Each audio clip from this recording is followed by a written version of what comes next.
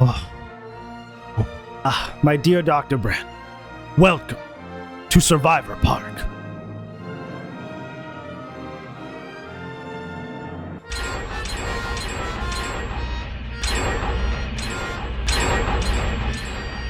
How is this possible? Oh, it's the Blood Moon. Yeah, it's the Blood Moon. Hello everyone, you're probably here on this video to see, is Blood Moon any better, more specifically for the killer role? Because last year, the blood gens went so fast that largely, it was mostly for survivor mains and most killer mains avoided it. However, Behavior managed to make some changes this year to try and make sure that the Blood Moon gens don't go as fast. Now, how effective were these changes? And did they make things better? Only marginally. The biggest change that Behavior has made this year is now blood gens are being affected by powers and perks on the killer's side. However, the problem is that blood gens are still extremely fast. The problem is that gen regression in particular has less of an effect in this mode because similarly to new fast track, because the gen progress happens kind of all at once, the odds that you'll actually catch it with a pain res or a surge are fairly low, which honestly kind of defeats the purpose of making slowdown perks actually work on the gens if realistically, because of just the way the blood cans actually function, the way they interact with the blood gens, that you're not really going to have the time window to actually do anything about it. However, there are some perks you can run to help out with this situation, so I'm going to help you out here.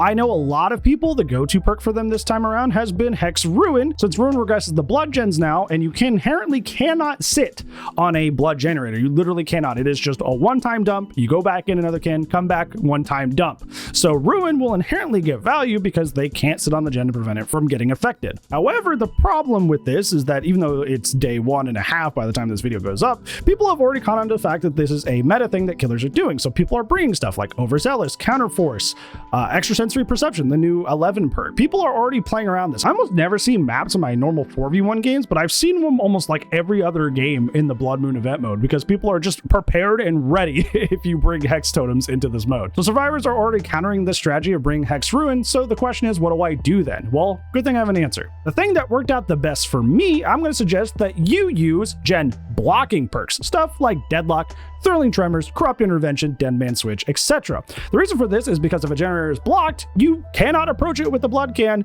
and then just dump all of your charges all at once and call it a day. Furthermore, this will cause survivors, if they actually want to get value out of that blood can that they just used, they'll have to either walk a long distance, which is a very, very big time waster, or they will have to run to a gen further away, and while running with the blood can, you lose a lot more blood that drains out of it. So either way, this is to your benefit to have gen blocking perks, as it seems to counter this, and honestly, for those of you that are still playing 4v1, I think this is a good counter to something like Fast Track, because once again, similarly in the way that they work, you can't exactly put Fast Track charges on a gen that's blocked. It just doesn't work that way. So it will kind of like stagger out the use of these more powerful things. I would suggest running 3 gen blocking perks and then a perk that synergizes well with it. Something like Secret Project would be excellent. It gives you undetectable anytime a generator is blocked. Or if you're a mid to low tier killer, run a Chase perk in order to feed the dead mans and all that wonderful jazz. I think to throw Behavior a bone, I think they did try to address the blood can thing because they made it to where you cannot stack on blood pumps anymore. When you used to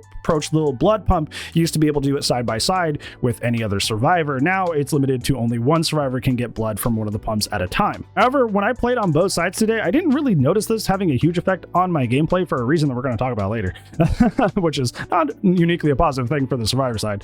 But realistically, I only saw it like tripping us up every once in a while. Sure, it's annoying, but like realistically, there's usually another blood pump fairly close by, so it wasn't really that much of an arduous process to get around it. Yeah, but compared to last year, the killer role will technically have a better time, but it's only by like 10%. It's still very aggressively survivor sided. When I played on the survivor end, which I only did solo queue, by the way, we were quite literally dumping blood cans in the killer's faces because there wasn't anything they could really do about it. We just felt invincible. So we were literally double up on blood gens like right in front of the killer's face. They would be coming over and we just pop it in his face because who cares? We have so much pressure that it's not like they can do a whole lot about it. There were so many times I could tell you that somebody had like a pain res or a pop goes the weasel, and even though they hit the gen with Pain Res or Pop Goes the Weasel, I would just run up with the Blood Cannon and just immediately undo all the damage they did and get the gen even more progressed. It was just like an undo button for their gen regression, which is why I'm suggesting gen blocking, because it's so easy to just ignore gen regression in this mode. I will give you this though, the Blood Moon event,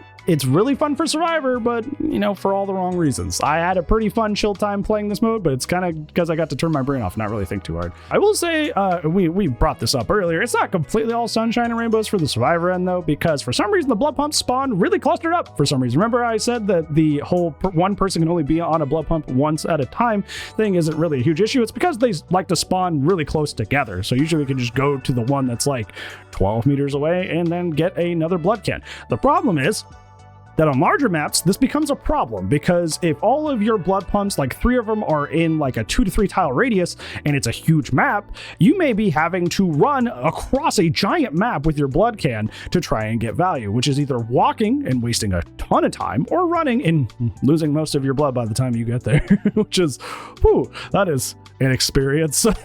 It felt tedious, but it also kind of just like didn't feel on purpose. If this is like some weird way to balance the blood can situation and how quick it is to do gens with the blood cans, it didn't really slow down my games a lot. I mostly noticed them only when like games were like close, like it get down to like 1 or 2 gens, and I'm like, oh, okay, well, we did most of the blood gens early on, so now it's spaced super far away. But if you're smart and your team is smart and you guys do at least one of the normal gens early on, then you kind of don't run into this issue at all. Players for a long time have requested that the Bloodpoint offerings, the little eyeballs, would be stackable with the other Bloodpoint offerings. They have been personal for each one of these Blood Moon events. Did they change that?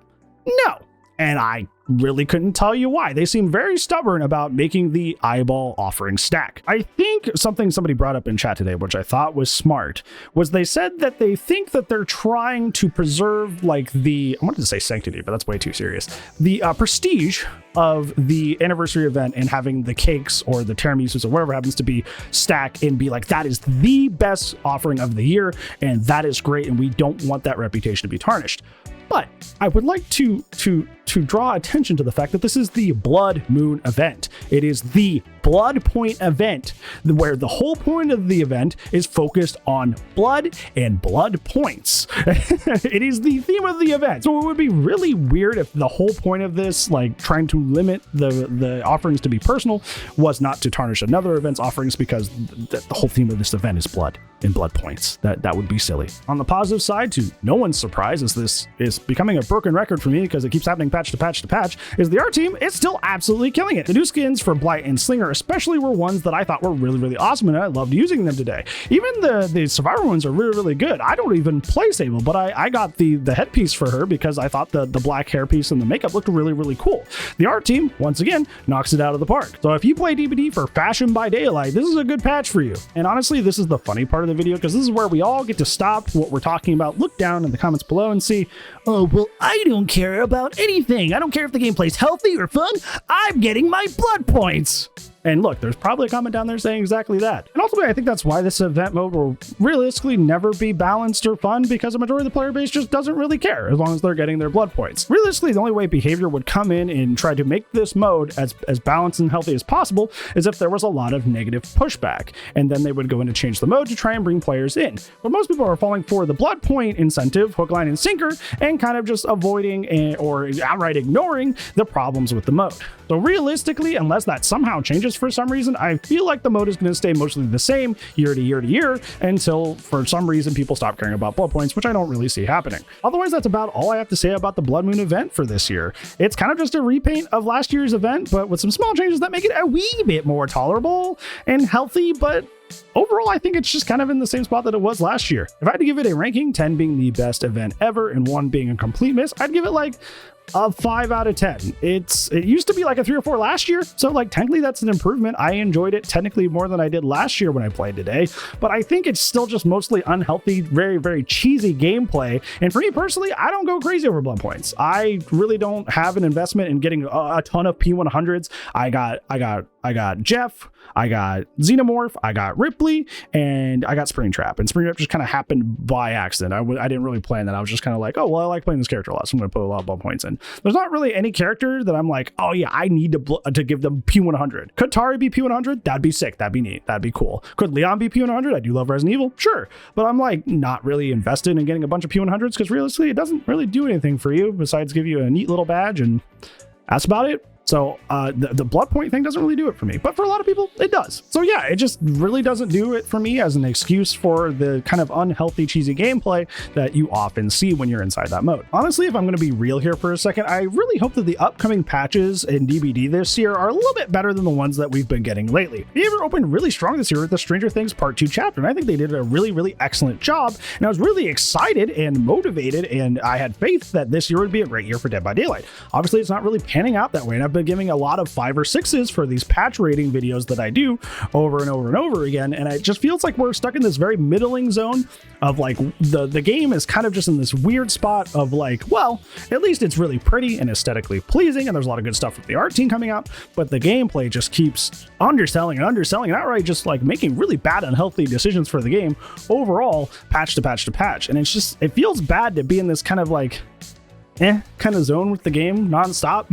Like, I want them to do more knock it out of the park stuff like the Stranger Things Chapter 2, and I really believe they can do it. It just seems like the art team is overachieving and the gameplay balance side is underachieving, and that you can see that with the whole Boon permanent gen progress thing that's coming through with the Grimoire chapter later this year. It's not going to stop. So I really hope we turn the ship around at a certain point, because man, I am tired of giving these middling scores for these patches, patch after patch. Well, what did you think of the Blood Moon event this year? Are you stressed with Blood Gen still being really strong and really fast? Or are you one of the people that's like, as long as I get blood points, I don't really care if it sucks.